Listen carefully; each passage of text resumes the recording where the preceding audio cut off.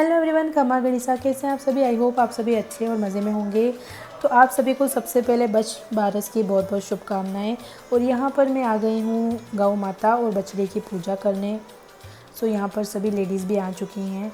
और मॉर्निंग में मुझे पता नहीं था कि मुझे आज जाना है, क्योंकि हमेशा ये पूजा मम्मी करते हैं। तो मम्मा ने किचन का सारा मॉर्निंग में जल्दी उठ के काम वगैरह कर लिया था। उसके बाद जब मैं सो रही थी मॉर्निंग में, तो मम्मी ने बोला कि तू भी रेडी हो जाना। बट मैंने सोचा कि ये वाली पूजा तो मम्मी करते हैं हमेशा। वो तो मैं सोई हुई रही, क्योंकि नाइट को लेट तक जगती हूँ, तो मेरी नींद नहीं खुली थी। फिर उसके बाद मेरे पास में दीदी रहते हैं, माया दीदी। तो उन्होंने बोला कि गुड़िया नहीं कर रही है क्या। तो उनकी आवाज़ सुनते ही मुझे लगा कि तो मुझे भी करनी है इस बार। सो मम्मी और दीदी थोड़ा टाइम मुझे ज़्यादा लगता, उन्होंने सोचा कि रेडी होगी, टाइम लगेगा। सो वो जल्दी चले गए थे।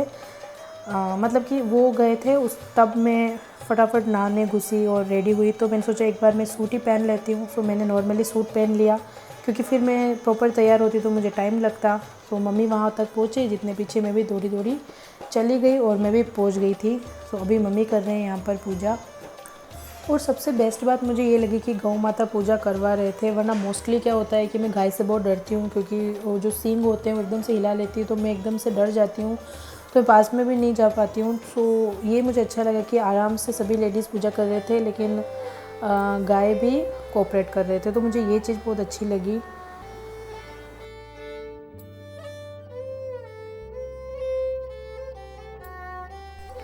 तो अब मेरी टर्न आ गई है पूजा करने की। और यहाँ पर मैं मम्मी से पूछ रही हूँ कि मुझे स्टेप बाय स्टेप गाइड करो कि कैसे क्या करना है, क्योंकि मेरा फर्स्ट एक्सपीरियंस था, मुझे पता नहीं था कि कैसे क्या करना है। सो यहाँ पर मैं गाय माता की अब पूजा करूँगी। और काफ़ी अच्छा लग रहा था मुझे उस टाइम, क्योंकि ये मेरा फ़र्स्ट एक्सपीरियंस है। मैं फ़र्स्ट टाइम कर रही हूँ ऐसे गौ माता की पूजा, इससे पहले मैंने कभी नहीं की थी। तो काफ़ी अच्छा लग रहा था मुझे, एकदम पॉजिटिव वाइब्स आती है। और जो डेली रूटीन में हम लोग जो कुछ भी करते हैं उससे अलग कुछ करने को मिलता है, तो काफ़ी अच्छा लगता है। और यहाँ पर गाय ने जैसे ही ऊपर देखा और मैं डर गई, तो मेरा थोड़ा बैलेंस बिगड़ गया। लेकिन फिर सबने बोला कि कुछ नहीं करेगी, सो फिर मैंने कंटिन्यू किया। जैसा कि मैंने आप लोगों को पहले बताया था कि मैं गाय के सींग से बहुत डरती हूँ। तो यहाँ पर मैं गौ माता को चने और भीगे हुए जो मूंग हैं वो चढ़ा रही हूँ। और थोड़े से मैंने बाकी रखे, क्योंकि वो आगे मैं बछड़े की जब पूजा करूँगी तब वहाँ पर चढ़ाऊँगी। तो ये मेरी पूजा हो गई है गौ माता की। और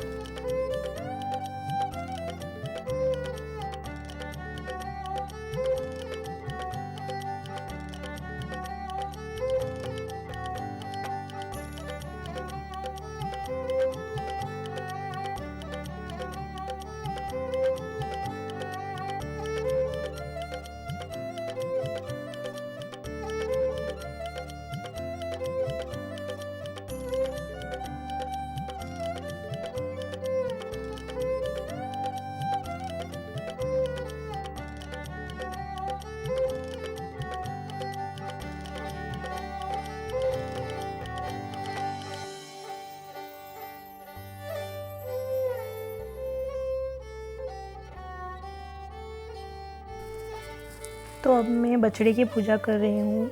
और बछ बारस की पूजा जो होती है उसमें यही होता है कि गाय और बछड़े की पूजा की जाती है। और आप अपने जो भी बच्चे होते हैं उनके लंबी उम्र की कामना करते हैं, तो इसीलिए ये ऐसी पूजा की जाती है। तो मैं बछड़े की टिक्की लगाई मैंने छोटी सी, और ये लच्छा मैं चढ़ा रही हूँ।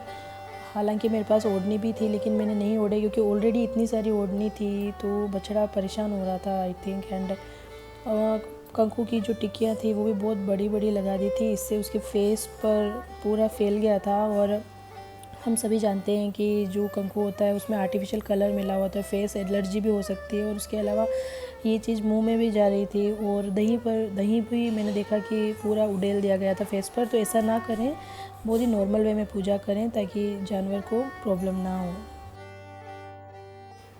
यहाँ पर मम्मी और दीदी पटवारी की पूजा कर रहे हैं।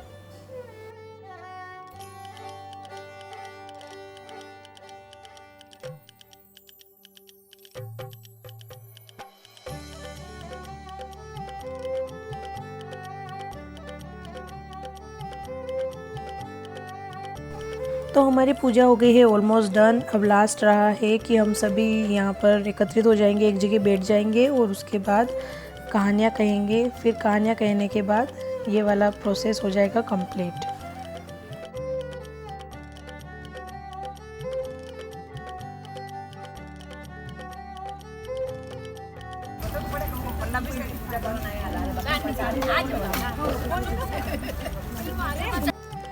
तो यहाँ पर हो रही है थोड़ी सी गपशप, क्योंकि कुछ आंटी की पूजा बाकी थी, तो सभी आ जाएं फिर हम स्टार्ट करें। तो बस यहाँ पर हो रही है बातें। मम्मी, दीदी और आंटी जी सब बैठ गए हैं और अब बस तैयारी में हैं, कहेंगे कहानियाँ।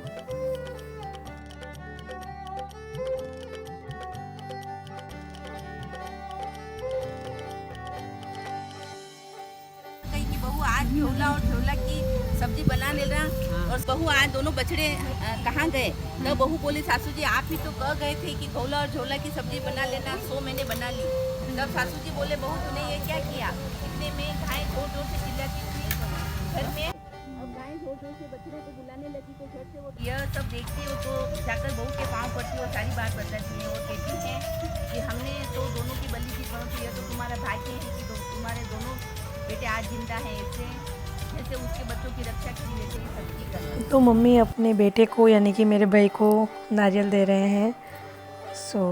मम्मी सोचे थे मैं फ़ोटो ले रही हूँ, लेकिन यहाँ पर मैं वीडियो बना रही हूँ। तो अभी मैं आ गई हूँ पूजा करके घर पे, और ये मैंने कांच की चूड़ियाँ हैं जिनका सेट जमा लिया है। ये आप देख सकते हो ऑरेंज कलर है और रेड कलर है, तो इन दोनों को मिक्स एंड मैच कर दिया मैंने, रेड ऑरेंज ऐसे। तो ये 6 मतलब 12 बैंगल्स हैं टोटल कांच के। तो अभी मैं ये पहनूंगी, पर मेरा क्या है कि थोड़े से हाथ कम सॉफ्ट हैं, तो मैं मतलब ऑयल लगा दूंगी, उससे आसानी से पहन लूँगी।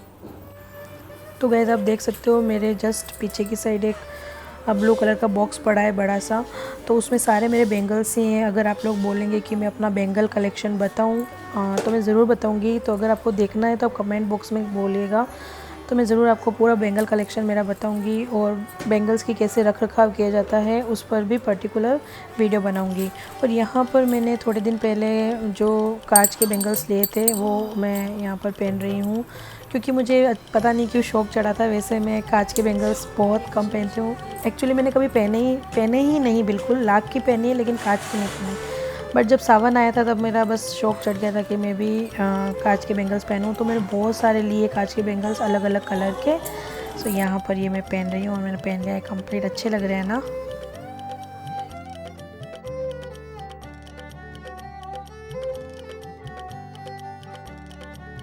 अच्छे से